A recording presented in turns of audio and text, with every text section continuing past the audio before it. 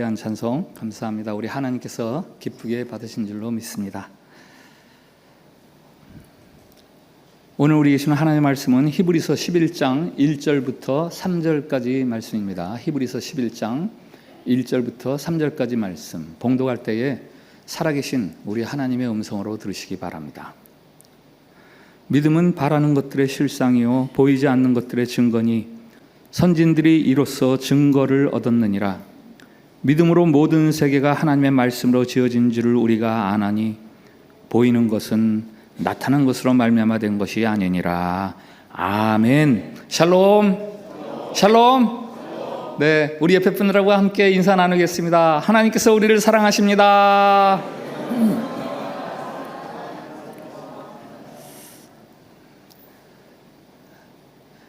이런 말을 들은 적이 있어요. 예수님만 안 믿었어도 훨씬 쉬울 것 같습니다. 예수님만 안 믿었어도 훨씬 쉬울 것 같습니다. 옛날 섬기던 청년부 회장이 어느 날 저에게 들려준 하소연이죠. 한 여자 청년이 그 회장 남자를 좋아했어요. 고백도 했죠. 그런데 그 회장 청년은 전혀 그 여자 청년과 교제할 마음이 없습니다. 몇 번 거절의 의사를 표현했음에도 불구하고 이 여자 청년이 계속해서 접근을 하고 심지어는 집요함까지 보입니다. 예수님만 안 믿었어도 더 쉬울 것 같아요. 상대방에게 상처를 주지 않으면서 어떻게 이 관계를 정리해야 할지 몰라서 고민하는 한 청년의 고뇌 어린 탄식이죠. 어디 그 청년뿐이겠어요? 믿음을 가지고 살아가는 모든 기독교인들이 공통적으로 할 수 있는, 할 수밖에 없는 하소연이 있습니다. 내가 예수님만 안 믿었어도 훨씬 쉽게 살 텐데, 내가 예수님만 안 믿었어도 이 사업 훨씬 잘할 수 있었을 텐데, 믿음대로 살자니까 삶이 더 불편하고 더 힘듭니다. 차라리 믿음과 삶을 따로 분리할 수 있다면 내 삶이 훨씬 쉬울 것 같아요. 히브리서는 믿음을 따라 살아가는 가운데에서 곤경을 당하는 성도들에게 주는 긴 설교문이라고 말씀을 드렸습니다. 그 중에서도 오늘 보는 11장은 믿음장이라는 별명을 가지고 있습니다. 믿음에 대해서 설명합니다. 우리가 왜 손해를 보면서도 믿음 생활을 해야 하는지, 왜 어려운 가운데에서도 소망을 가지고 견뎌야 하는지, 그 말씀을 하기 위해서 구약의 여러 사람들을 예로 들어서 그들이 어떻게 믿음의 싸움을 벌였는지를 예로 들어주죠. 우선 오늘 읽은 1절부터 3절에서는 우리가 믿는 믿음, 우리가 갖고 있는 믿음이라는 것이 무엇인지를 설명합니다. 믿음은 바라는 것들의 실상이요 보이지 않는 것들의 증거니 선진들이 이로써 증거를 얻었느니라. 믿음으로 모든 세계가 하나님의 말씀으로 지어진 줄 우리가 아나니 보이는 것은 나타난 것으로 말미암아 된 것이 아니니라.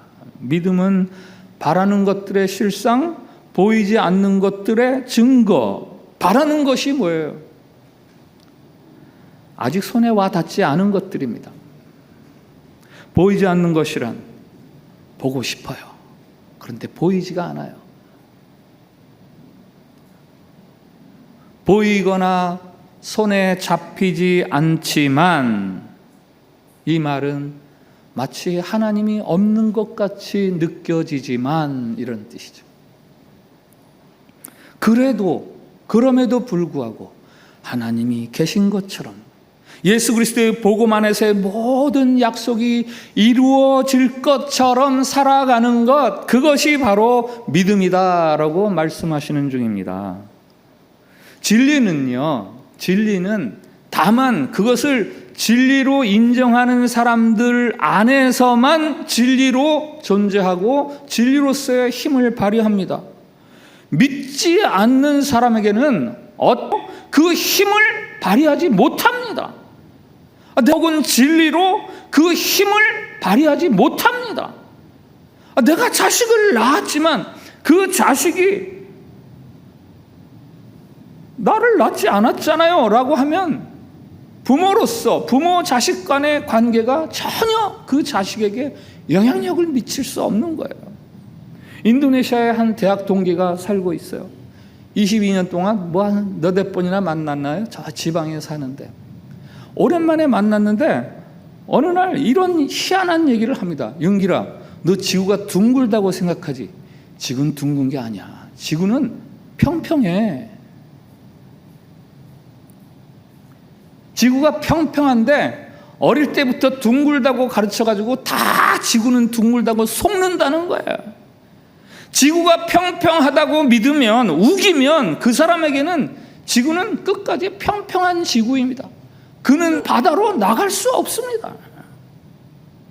오직 믿음으로 인정하는 사람들에게만 하나님이 하나님으로서, 예수님이 참 구원자로서 그 영향력을 발휘하는 거예요. 4절 이하에 아벨, 에녹, 노아, 아브라함 등등 여러 믿음의 선조들의 이름이 소개됩니다. 그들이 성경에 이름이 남겨질 만큼 의로운 사람이 될 수 있었던 이유는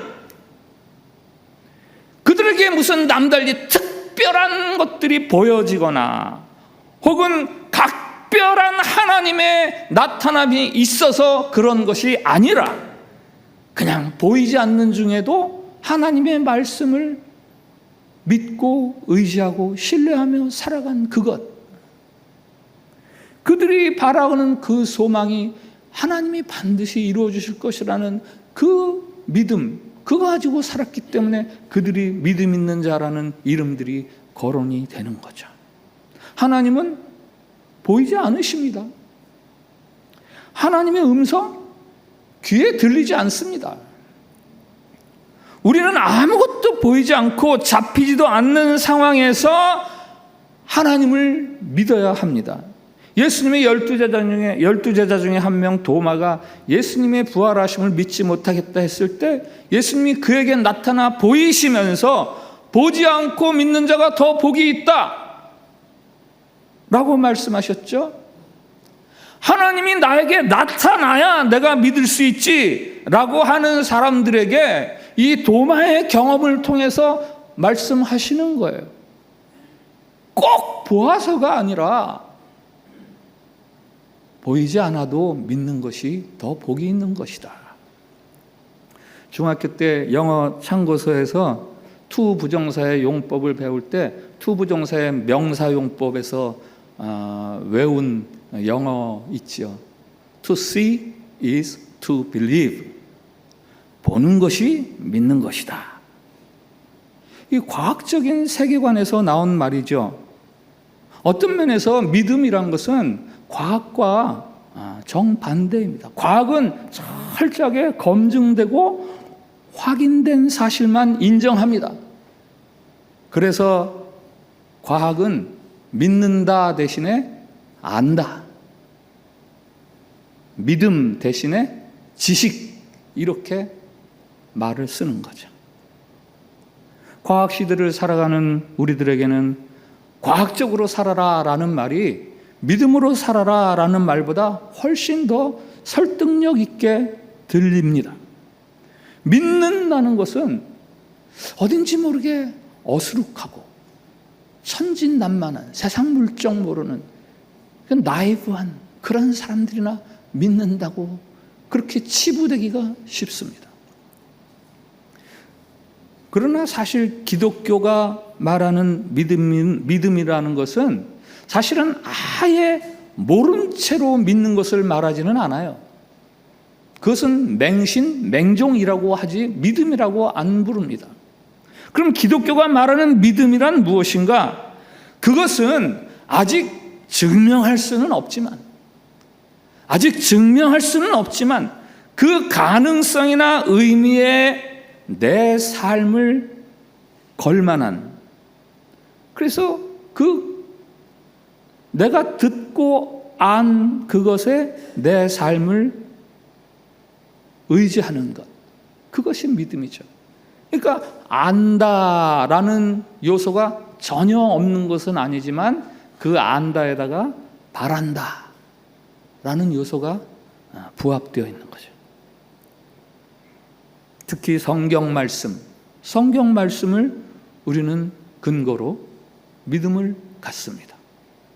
누가 하나님이 세상을 창조하신 것을 본 사람이 어디 있어요? 빛이 있으라 하신 하나님의 그 창조의 음성을 들은 사람이 어디 있어요? 그러나 성경에 그게 기록이 되어 있으니까 우리가 그것을 믿는 거죠. 그런데 신기한 것은 이렇게 믿고 나면 안 보이던 것들이 보이는 것처럼 확실해지는 거예요. 그래서 어거스틴이 말하죠. 나는 믿기 위해서 알려고 하지 않는다. 다만 알기 위해서 나는 믿는다. 무슨 이야기예요? 알게 되어서 믿는 것이 아니라 믿고 나니까 모든 것이 알게 되더라.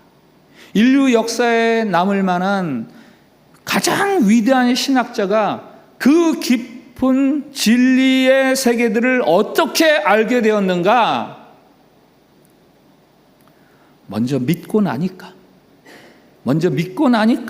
성경이 말하는 그 진리와 사건들이 조금씩 이해가 되더라라는 이야기죠. 오늘 11장 6절 말씀을 한번 같이 읽어보겠습니다. 히브리서 11장 6절 시작. 믿음이 없이는 하나님을 기쁘게 못하나니 하나님께 나아가는 자는 반드시 그가 계신 것과 또한 그가 자기를 찾는 자들에게 상 주시는 이심을 믿어야 할지니라. 아멘. 믿음이 없이는 하나님을 기쁘게 못한다. 그러니까 믿음은 하나님을 기쁘시게 합니다. 한번 따라해 주세요. 하나님을 기쁘시게 하는 믿음. 한 번 더. 하나님을 기쁘시게 하는 믿음. 이런 말씀이 있어요. 너의 하나님 여호와가 너의 가운데 계시니 그는 구원을 베푸실 전능자시라. 그가 너로 말미암아 기쁨을 이기지 못하시며 너로 말미암아 즐거이 부르며 기뻐하시리라. 스바냐서 말씀이죠. 하나님이 우리 때문에 기뻐서 어쩔 줄을 몰라 하신다. 왜? 우리가 그가 계신 것과 우리가 그 하나님이 자기를 사랑하는 자들에게 상을 주시는 분이라는 것을 믿을 때 하나님이 기뻐서 어쩔 줄을 모르신다라고 말하는 거죠. 자식이 부모에게 용돈을 더 드리고 성공한 모습을 보여드리고 하는 것도 부모로서는 기쁘죠. 그러나 부모로서 더 큰 기쁨은 부모의 부모됨을 인정하면서 사는 것, 부모의 부모됨을 인정해 주는 것, 그것이야말로 부모로서는 가장 큰 기쁨입니다. 내일이 추석이죠. 여러분들 가정에 주님이 주시는 큰 기쁨이 넘치는 명절이 되기를 바라요. 제가 청년들과 함께 농촌 시골교회 가서 봉사하러 갔는데 그곳 시골교회 목사님으로부터 이런 말을 들었습니다. 우리 마을 노인들의 자녀들은요, 추석이나 설날이 되면 해외 출장을 많이 가요. 추석이나 설날이 되면 사업이 너무너무 잘 돼요. 무슨 말이냐 하면 명절이면 할머니 할아버지들이 도시에 나가 있는 내 아들 내 손주들이 오겠지 하는데 그냥 용돈만 딱 보내는 거예요. 그러니까 안 오는 거예요. 마음이 허전한 거예요.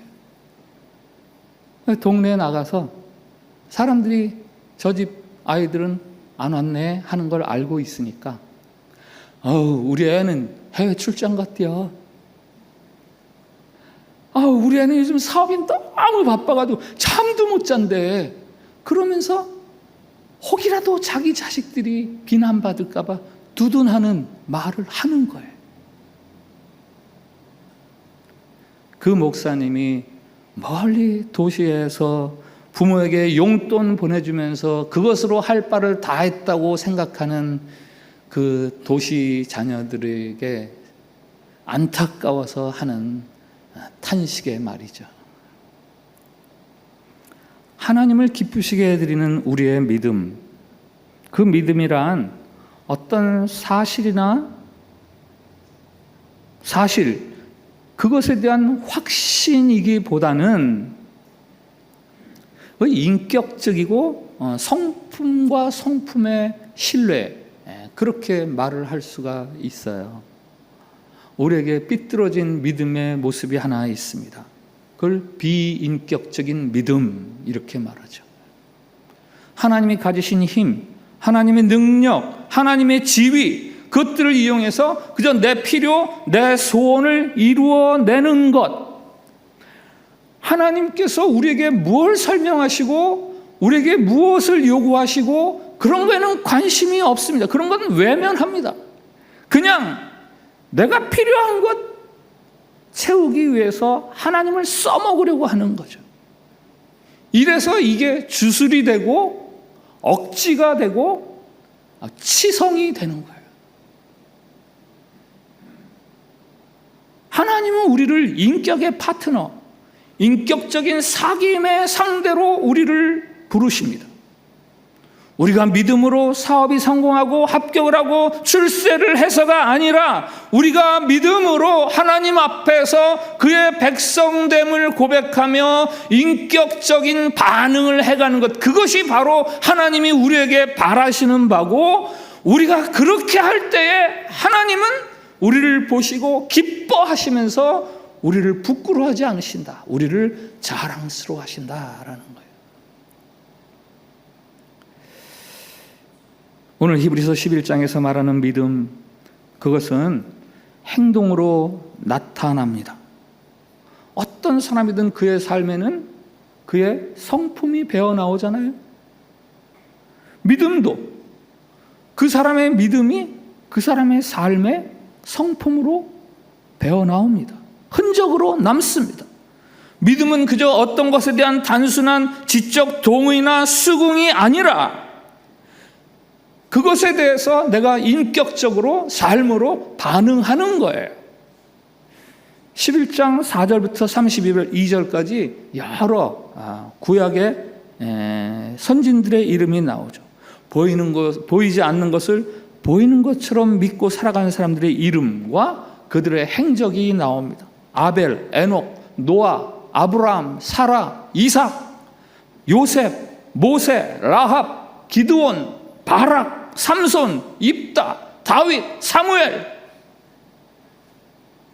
그러면서 32절, 이런 사람들의 일을 말하려면 내게 시간이 부족하다가 이렇게 말할 정도로 삶을 통해서 믿음이 좋다함을 드러내는 사람들이 무수히 많다라고 말합니다.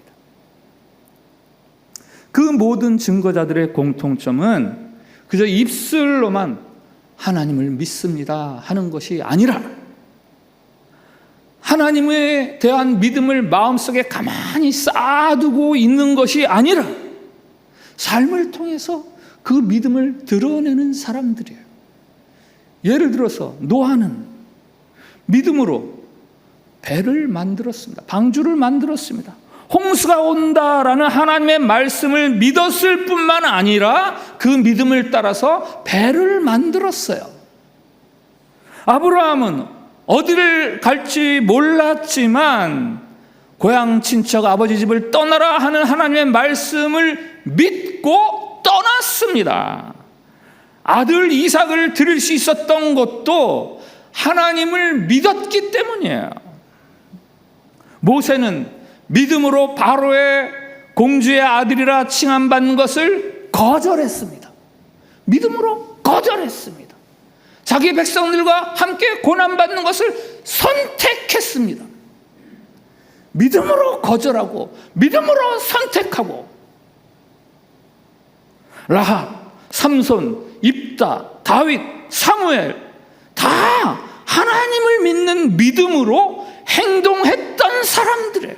그래서 바울의 로마서에 우리가 마음으로 믿어 의에 이른다고 하지만 야고보서에서는 그러나 행함이 없는 믿음은 죽은 믿음이다 라고 말하는 거예요.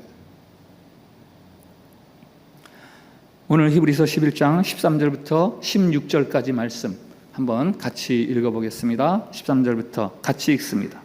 시작.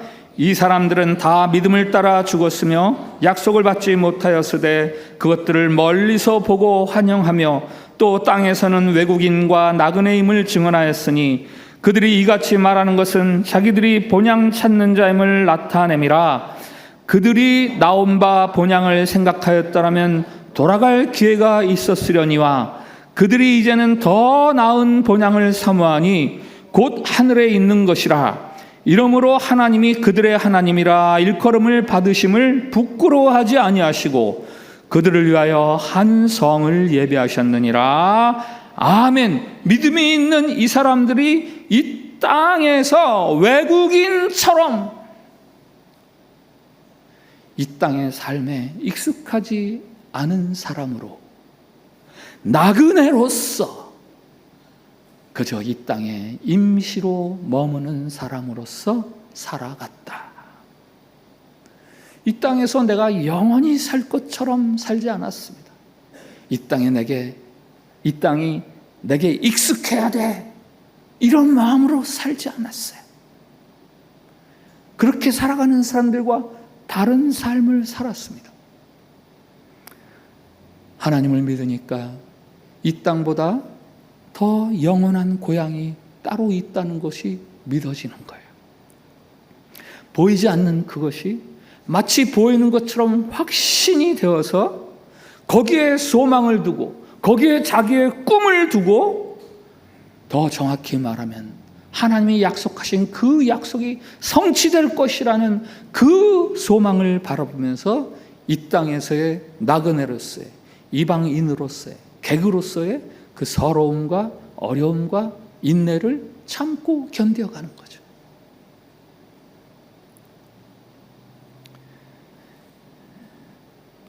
예배 때마다 우리가 사도신경으로 우리가 믿는 바들을 우리가 이것을 믿습니다. 이것을 믿습니다 하고 하나님 앞에 함께 고백합니다.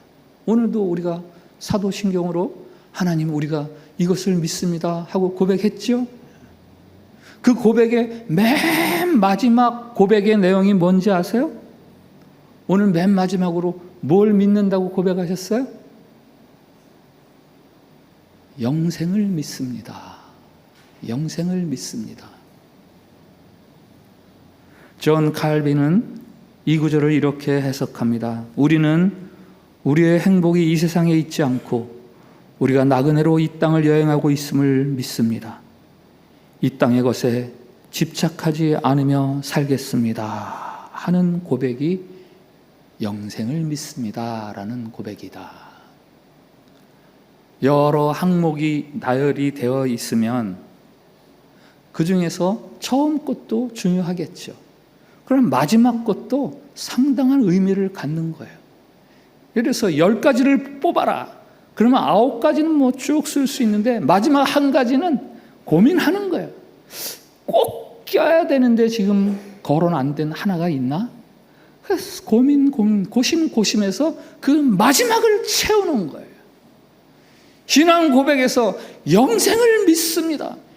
이것은 그 앞의 내용들도 다 소중하지만 야, 이거는 성도로서 믿어야 될, 빠져서는 안 될 필수 믿음 항목이다. 그래서 영생을 믿습니다. 이걸 집어넣은 거예요. 이 땅이 전부인 양 살지 않겠습니다 라는 고백이죠.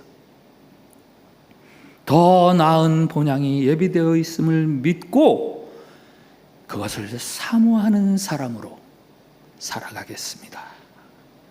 그래서 혹 그렇게 살다가 필요한 헌신이나 수고나 어려움이 있더라도 이 땅에서의 그것들을 피하지 않겠습니다.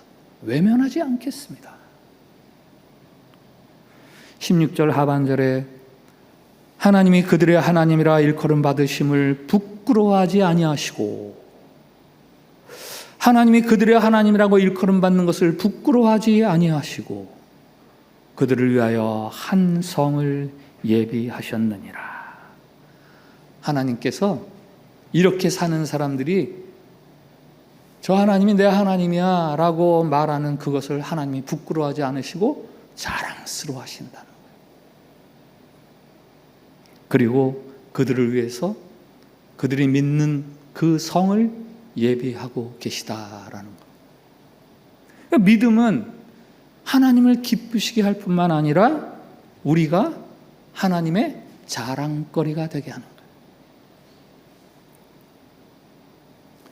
믿음은 입술로 고백하는 것이 아니라 삶으로 고백하는 거예요.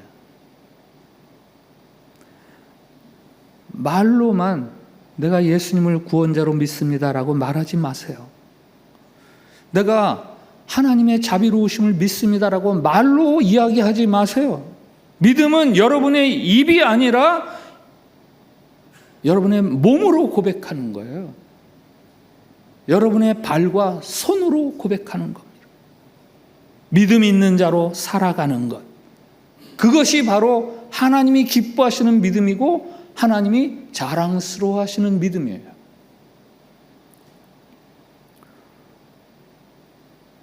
오늘 마지막으로 하나님을 기쁘시게 하는 믿음의 결과, 하나님을 기쁘시게 하는 믿음의 결과란 무엇인지 그것에 대해서 우리에게 말해줍니다. 두 가지를 이야기해 주죠. 근데 그 두 가지가 아주 상반돼요. 무슨 말이냐? 어떤 사람들은 믿음으로 크고 위대한 일들을 이루는 반면에 어떤 사람들은 아무런 남겨질 만한 일을 이루지 못한 채 그냥 사라져 갑니다. 33절, 34절을 보면 어떤 사람은 믿음으로 전쟁에서 승리를 합니다. 믿음으로 사자굴에 던져져서 목숨을 구합니다. 믿음으로 무서운 대적자들을 물리칩니다.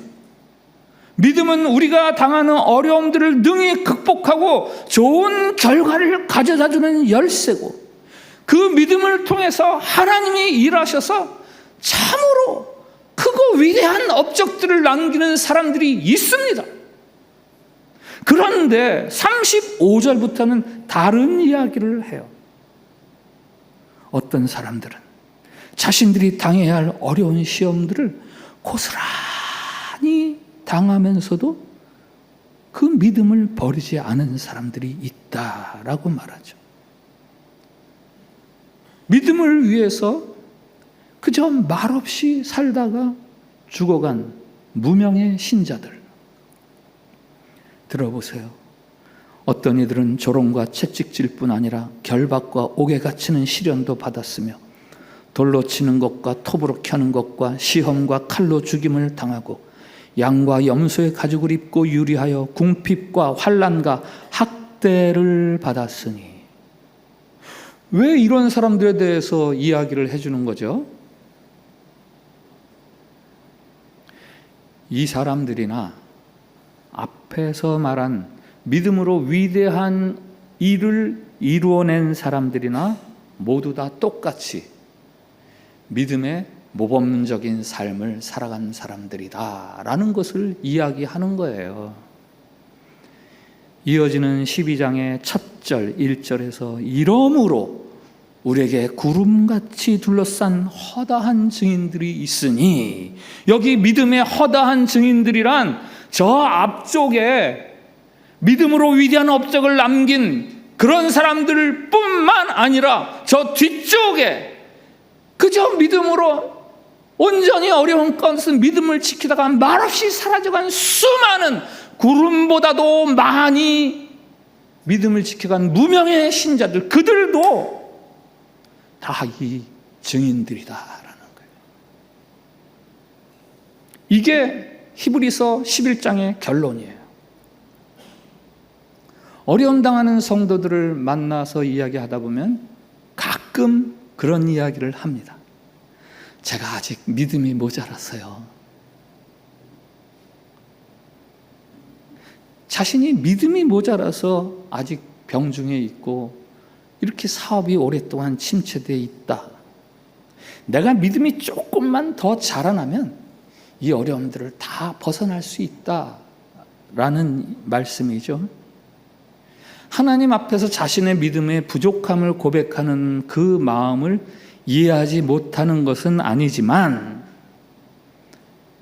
거기에는 믿음에 대한 오해가 들어 있습니다. 사업이 안 되는 것이요, 믿음이 없어서 그러는 게 아니에요. 병이나 실패는 믿음 없음의 결과가 아닙니다. 삶의 어려움들은 결단코 믿음이 없어서 그러는 게 아니에요. 그 속에서 내가 계속해서 하나님을 인격적으로 의지하고 신뢰하는 삶을 살아간다면 실패와 고난 중에서도 병 중에서도 우리는 얼마든지 아주 훌륭한 믿음을 가진 사람으로 살아갈 수 있어요.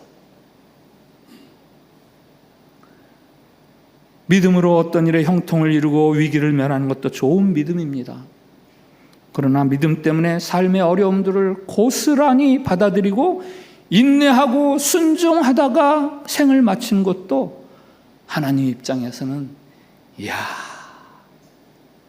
하나님이 기뻐하시고 하나님이 자랑할 만한 믿음이다라고 하시는 거죠.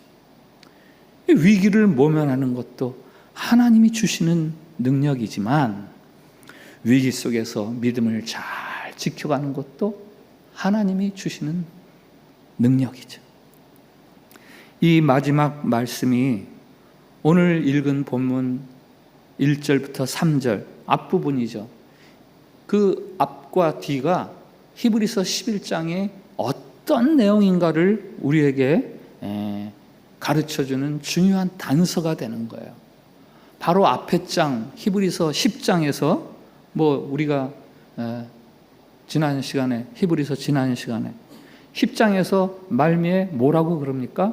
고난을 당하는 신자들에게 소망으로 인내하라라고 10장 말미에서 이야기해요. 10장 23절 약속하신 이는 미쁘시니 우리가 믿는 도리의 소망을 움직이지 말며 굳게 잡아라.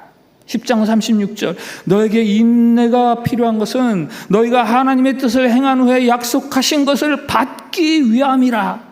이렇게 하고 11장이 나오는 거예요.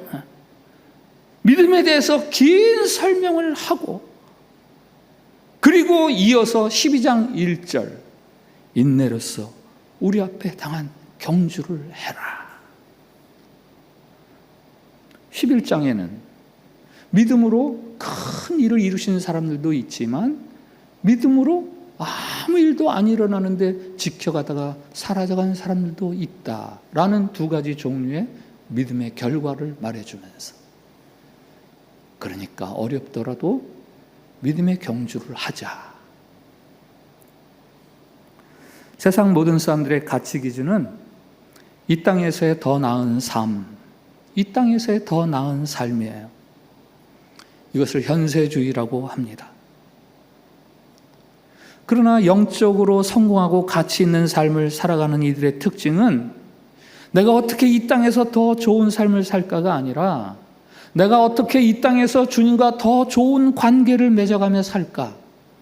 거기에 관심이 있는 거예요. 이게 믿음의 본질입니다. 사람들은 어려움이 생기면 왜 내게 이런 일이 일어납니까? 하며 원망하고 의심하고 회의합니다. 그러나 신자라면 힘들고 어려운 일이 생기면 이것을 통해서 내가 어떻게 주님과 더 인격적인 관계를 기피해 갈까? 거기에 관심을 두는 거죠. 믿음이 없었다면 훨씬 쉬웠을 세상살이에서 믿음으로 살아가기를 애쓰고 힘쓰시는 사랑하는 여러분,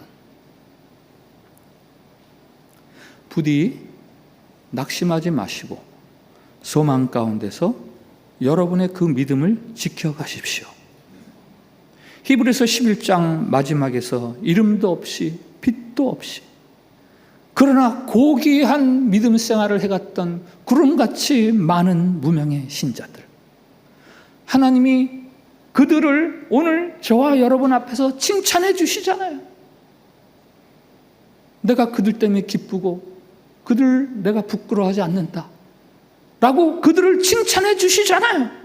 그것처럼 만일 여러분이 여러분의 삶에 지어져 있는 그 어려운 믿음의 싸움을 포기하지 않는다면, 비록 그것이 시원스럽게 훨훨 벗어버려지지 못한다 할지라도 하나님이 여러분들을 보시면서 기뻐하시고, 야, 자랑스럽다, 나는 네가, 이렇게 인정해 주실 뿐만 아니라 여러분들이 믿는 바대로 하늘에 여러분들이 거할 성을 지어주고 계십니다. 오늘 말씀 앞에서 드리는 공동 기도가 있습니다. 주님, 보이지 않는 약속을 붙드는 믿음을 주옵소서. 주님, 믿음의 수고와 인내를 회피하지 않게 하옵소서. 주님, 제가 하나님의 기쁨이요 자랑이 되길 원합니다. 이 기도를 우리 같이 드립시다. 시작. 주님, 보이지 않는 약속을 붙드는 믿음을 주옵소서. 주님, 믿음의 수고와 인내를 회피하지 않게 하옵소서. 주님, 제가 하나님의 기쁨이요 자랑이 되길 원합니다. 아멘. 제가 기도하겠습니다. 우리를 위해 십자가의 고통을 당하사 만유의 주라 칭함을 얻으시는 부활의 주님, 우리에게 고난 가운데서도 믿음을 지켜갈 수 있는 용기를 주시옵소서. 비록 믿음 때문에 우리가 수고해야 하고 희생해야 하는 것이 있다 할지라도 우리를 보고 기뻐하시고 자랑스러워하실 하나님을 믿음의 눈으로 바라보며 그 하나님이 우리를 위해 지으신 영원한 성을 바라보며 이 믿음의 싸움을 잘 싸울 수 있게 도와주시옵소서. 세상에서는 이름도 없이 빛도 없이 사라져 간다 할지라도 영원한 하나님 나라의 생명책에 우리의 이름이 크고 아름다운 글자로 새겨질 수 있도록 그렇게 믿음을 지켜가게 해 주시옵소서. 예수님 이름으로 기도합니다. 아멘.